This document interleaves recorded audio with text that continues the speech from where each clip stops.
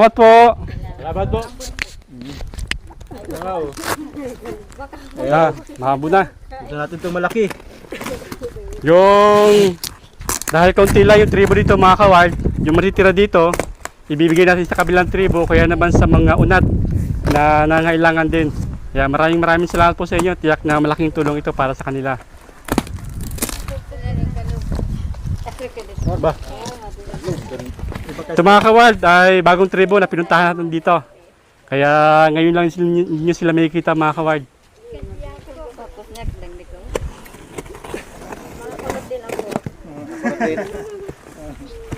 Pero mas magayon itong mga tribong ito. Yun. Aba, may toothpaste. Yun mga kawild. Para hindi masyadong magulo katulad ng nangyari sa mga kabilang tribo. Bawat pamilya yung bibigyan natin para maging patas-patas. Yung bawat pamigay natin ng mga package. Oh, bawat pamilya po. Toothpaste po. Oh. Ano ito? Lalaki. Halika to. Nakakapaso. Hindi po. Kaya ko daw, sakat ko daw. Pamilya nyo kate. Suot mo daw to, Toy. Toothpaste po yan. Magpalit ka din ng baro. Sa yung mga nanay-nanay. Bawat pamilya. Ganda oh. Yeah. Bagay. May toothbrush na po ito. Toothpaste lang ito. Baka meron dito toothbrush. Tingnan natin mamaya. Pwede tingnan na. Oo, tingnan nyo. Pwede nyo tingnan. Bawal tingin daw yan. Ay, wala pa talagang toothbrush. Wala pa. Yung paggamit ito. Bagay ah. Mhm. Bagay ah. Ito mga unat itong iba. Tingnan natin sa unat yung iba. Aba. Ganda niya na. Parang pambabae ito ah. Ito yung pambabae. Ito yun. Babae ito. Yun. Yun. Sinong mahilig sa stop toys? Parang nauna magtaas si Buboy. Babae ito. Babae. So, sino babae po magkasya dito? Alin ito. Gusto mo? Yun. Ayos ah. Sinong gusto nito? Ikaw na lang para kay Bibi. Sige. Maraya pa dito, mga laruan. Dito meron daya. Hoy, may ano. Kabayo. Sino? Sinong wala pa? Nasang pamilya mabigyan? Bawat pamilya. Bawat pamilya ay mabigyan natin. Dito kay ate. Ang gusto nito. Yun, di natin bigyan ng toothpaste kanina, si Blue Eyes. Ngayon si Blue Eyes, Alin gusto mo ate? Ito. Ang matakon. Bagay, parehas ng mata, dilaw. Yan, si Blue Eyes, Parang kasi sa'yo na nyo. Kasi sa'yo. Ay, meron ka na, ano? Oo. Doon lang si Bibi, Ito. Okay. Pagkain. Tikman natin to. Parang masarap ah. Masarap yun ah. Ayun. Talagang supig. Okay. Bawat isa. Kaya putok ang tana. Sige ito muna. Sige, sige. Ayaw mo na para di magulo. Sakol. Isa. Ikaw din man ito. Sige, buksan nyo na para matikman na. Buksan nyo na. Sige nang kainin to. Gutom na.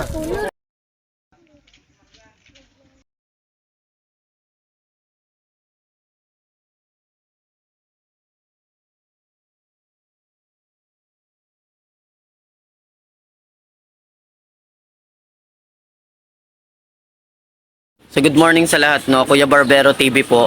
So tayo po ay papunta ngayon sa ating shop, no? Magtatrabaho po tayo. And then magbibigay tayo ng update sa araw na ito kung ano yung mga nabalitaan natin, kung ano yung nalaman natin, ano? At syempre, gusto natin na pasalamatan muna lahat ng sumusuporta kay Kuya Barbero TV at ganoon din sa Team Wildlife PH, ano?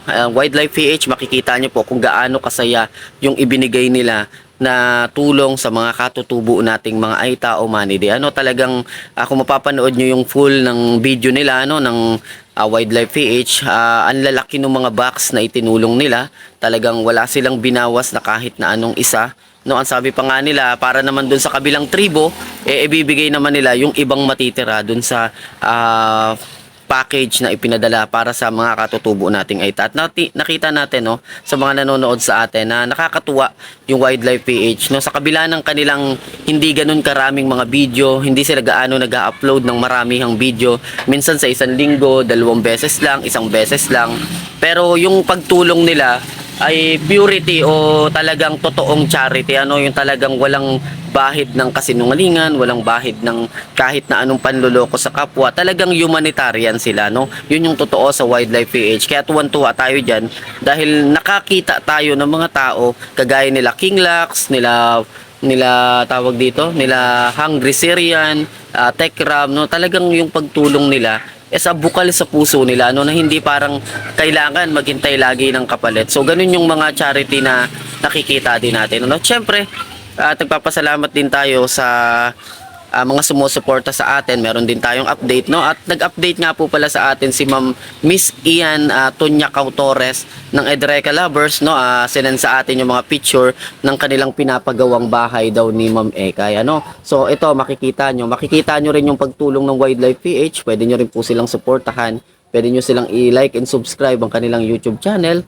At ganun din kay Ma'am Miss Ian Tunyacao Torres na nagpaabot sa atin ng mga larawan, picture, video na yung sinimulang bahay ni Ma'am Ekay, galing daw yun sa kanila at sa kanilang mga sponsor na tulong-tulong daw po sila na nagpatayo ng bahay na yun, ano? So kasama daw po dyan yung pamilya nila Ma'am Ekay na tulong-tulong nga daw sila sa pagpapatayo ng kanilang bahay, ano? So yun yung yun yung isa sa the best, no? The best, talagang tulong-tulong. Talagang yung pagtulong nila bukal sa puso kasi hindi nila ipinapakita masyado yung kanilang mga ginagawa o yung activity. Talagang tuloy-tuloy yung tulong nila dun sa tao. At natutuwa tayo kasi related din naman sila sa atin at nakakatuwa din naman na tinusuportahan din po nila tayo. Kaya panoorin nyo yung video na to, tingnan nyo yung bahay na ipinatayo ay talagang halos ay 70% na, ano, ang laki na nung pinagbago at ang laki, ano, nakakatuwa at ang laki rin naman pala.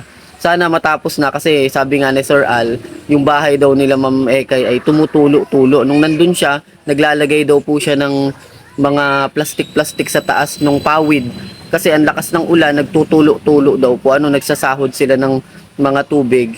Pero ngayon, magkakaroon ng pagbabago dun sa bahay nila. Kahit papaano, malaking bagay yon, ano, malaking bagay po yon yung kanilang pagpapatayo ng bahay na maibsan man lang yung nila, yung parang hirap makita ng ganung bahay yung tumutulo, no? Nakakatuwa kasi kahit mahirap, natitiis mo yon, pero kung mayroon namang kakayahan, no? Meron namang kahit pa paanong tumutulong, tanggapin na lang yung tulong, ano? Wala namang masama kung tatanggapin mo yung tulong as long as bukal sa puso yung pagtulong, ano? So yan po, ito po yung update natin, Team Wildlife PH kay Ma'am Iani Torres. Salamat po sa inyo, no? Sa panoorin niyo po, Kuya Barbero TV.